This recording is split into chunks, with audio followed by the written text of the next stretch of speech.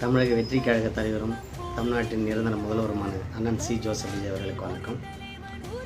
ஆனால் சென்னை மக்களுக்காக ஒரே ஒரு வேண்டுகோள் வைக்கிறேன் உங்ககிட்ட.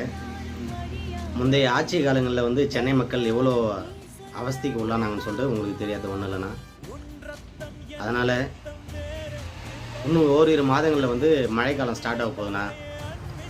தயவு செய்து இந்த கழிவுநீர் வாய்க்கால்களை முன்ஜாக்கிரதையாக சுத்தம் செய்து வைத்து, மழை பெஞ்சால் எவ்வளோ மழை பெஞ்சாலும் சென்னை சிட்டிக்குள்ளே எங்கேயுமே தண்ணி தேங்கி நிற்கக்கூடாதுண்ணா. தயவுசெய்து உங்களை அன்பாக கேட்டுக்கிறேன். என்னுடைய அன்பான வேண்டுகோள்னா, சென்னை மக்கள் நம்மளை நம்பி ஓட்டு போட்டு நம்மள அதிகப்படியான தொகுதிகளில் நம்மளை ஜெயிக்க வச்சுருக்காங்க சென்னை சிட்டியில்.